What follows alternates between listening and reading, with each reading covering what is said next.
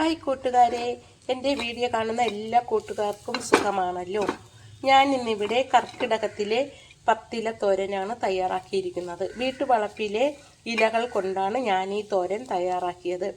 കർക്കിടകത്തിൽ പത്തില തോരൻ കഴിക്കുന്നത് പ്രതിരോധ ശേഷി കൂട്ടാനും ശരീരത്തിലെ വിഷാംശങ്ങൾ തള്ളിക്കളയാനും വളരെ നല്ലതാണ്. വിറ്റാമിനുകളും ധാതുക്കളും നാരുകളും ഇതിൽ ധാരാളം അടങ്ങിയിട്ടുണ്ട്.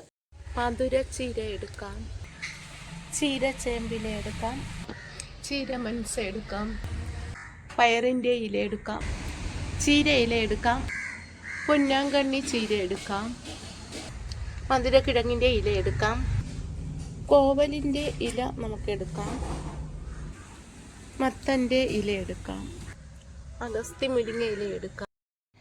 കർക്കിടകത്തിൽ നമുക്ക് പത്തില തോരൻ തയ്യാറാക്കാനായിട്ട് 10 ഇലകളാണ് എടുത്തിരിക്കുന്നത്. 10 ഇലകളെന്ന് വെച്ചാൽ 10 ഐറ്റം ഇലകൾ. ഇത് പൊന്നാങ്കണ്ണി ചീരയാണ്, ഇത് കഴുകി വൃത്തിയാക്കിയതാണ്. അടുത്തത് മധുരക്കിഴങ്ങിൻ്റെ ഇലയാണ്, ഇതാണ് ചീര മനസ. ഇത് കോവലിൻ്റെ ഇലയാണ്, 4 ഐറ്റമായി. ഇത് അഗസ്തി മുരിങ്ങയുടെ ഇലയാണ്. ഇത് പയറിൻ്റെ ഇലയാണ്. ഇതാണ് മത്തൻ്റെ ഇല. ഇത് നമ്മൾ ഒന്നിങ്ങനെ കൈവച്ച് ഞെരടിയിട്ട് വേണം അരിഞ്ഞെടുക്കാൻ. ഇതിൽ ചെറിയ ചെറിയ നാര് പോലെ കാണും, അപ്പോൾ ഇതിങ്ങനെ ഞെരടുമ്പോൾ ഇതൊക്കെ മാറിക്കിട്ടും. ഇത് നമ്മുടെ ചീരച്ചെമ്മിൻ്റെ ഇലയാണ്. അങ്ങനെ 10 ഐറ്റം ഇലകളാണ് എടുത്തിരിക്കുന്നത്. ഇത് നമുക്ക് ചെറുതായിട്ട് അരിഞ്ഞെടുക്കാം. അഗസ്തി മുരിങ്ങയുടെ ഇല മാത്രം ഒന്ന് മാറ്റിയിട്ട് ഊരിയെടുത്താൽ മതിയാകും. മധുര ചീര ഇലയും ഒന്ന് ഊരിയെടുക്കണം. ഈ ഇലകളെല്ലാം കൂടി ഒരുമിച്ച് വാരിപ്പിടിച്ച് ഇതുപോലെ അരിഞ്ഞെടുത്താൽ മതിയാകും. 10 ഐറ്റം ഇല ആയതുകൊണ്ട് എല്ലാം കുറച്ച് വീതമേ എടുത്തിട്ടുള്ളൂ. 2 പ്രാവശ്യമായിട്ട് നമുക്കിത് അരിഞ്ഞിടാം. കയ്യിൽ ഒതുങ്ങുന്നതിന് വേണ്ടിയാണ് ഞാൻ എടുത്തിരിക്കുന്നത്. ചേമ്പിലേക്ക് നീളം കൂടിയതുകൊണ്ട് ഇതുപോലെ ഒന്ന് വാരി പിടിച്ചിട്ട് ഒന്നുകൂടി ഒന്ന് അരിയണം. അപ്പോൾ ചെറിയ ചെറിയ ഇലകളായിട്ട് കിട്ടും. മധുര ചീരയും അഗസ്തി ഇലയുടെ ചീരയും കൂടി അരിഞ്ഞിട്ട് കൊടുക്കാം. ഇപ്പോൾ ഇലകൾ എല്ലാം അരിഞ്ഞെടുത്തു. ഇനി ഒരു ചട്ടി ചൂടാകുമ്പോൾ നമുക്കതിലേക്ക് എണ്ണ ഒഴിച്ച് അതിലേക്ക് കടുകിട്ട് പൊട്ടിക്കാം. 1 സ്പൂൺ കടുകാണ് ഇട്ട് കൊടുത്തത്. കടുകെല്ലാം പൊട്ടി കഴിയുമ്പോൾ അതിലേക്ക് ചെറിയ ഉള്ളി അരിഞ്ഞത് ഇട്ട് കൊടുക്കാം. 4-5 ചെറിയ ഉള്ളി അരിഞ്ഞതാണ് ചേർത്ത് കൊടുത്തത്. അതൊന്ന് വഴറ്റി കൊടുക്കാം.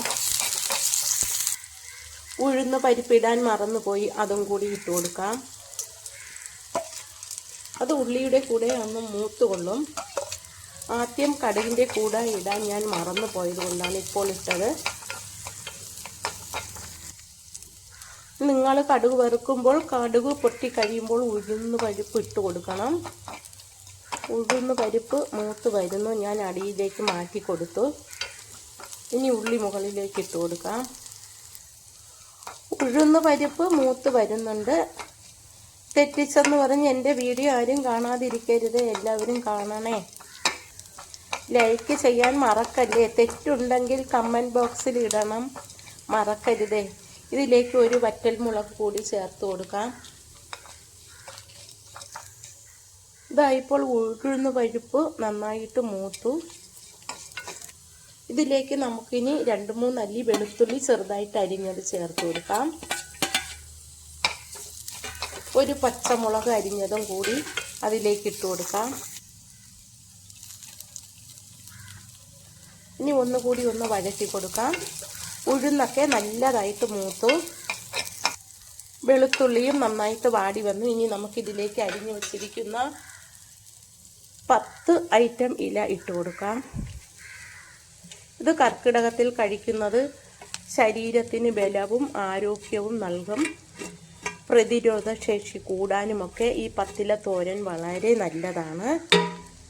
ഇത് നമ്മുടെ വീട്ടിൽ വളപ്പിലുള്ള ഇലകളാണ് ഞാൻ എടുത്തിരിക്കുന്നത്. ഇനി നമുക്കിതെല്ലാം കൂടി ഒന്ന് ഇളക്കി കൊടുക്കാം. കുറേശ്ശെ ഇല എടുത്തപ്പോൾ ഒരുപാട് കൂടിപ്പോയി. ഇത് നന്നായിട്ടൊന്ന് ഇളക്കിയിട്ട് കുറച്ച് ഉപ്പ് മാത്രമേ ചേർക്കാവൂ ഇലയായതുകൊണ്ട്. കുറച്ച് ഉപ്പുപൊടി കൂടി ഇട്ടിട്ട് നമുക്ക് ഇളക്കി കൊടുക്കാം. എന്നിട്ട് അടച്ച് വയ്ക്കാം. ഇതിലിനി വെള്ളമൊന്നും ഒഴിക്കേണ്ട ആവശ്യമില്ല. ഇനി അടച്ചു വെച്ച് വേവിക്കാം. ആ സമയം കൊണ്ട് നമുക്കതിൻ്റെ കൂട്ട് തയ്യാറാക്കാം. ആവശ്യത്തിന് തേങ്ങ ചുരണ്ടിയതാണ്. 1/2 സ്പൂൺ മഞ്ഞൾപ്പൊടി ഇട്ട് കൊടുക്കാം.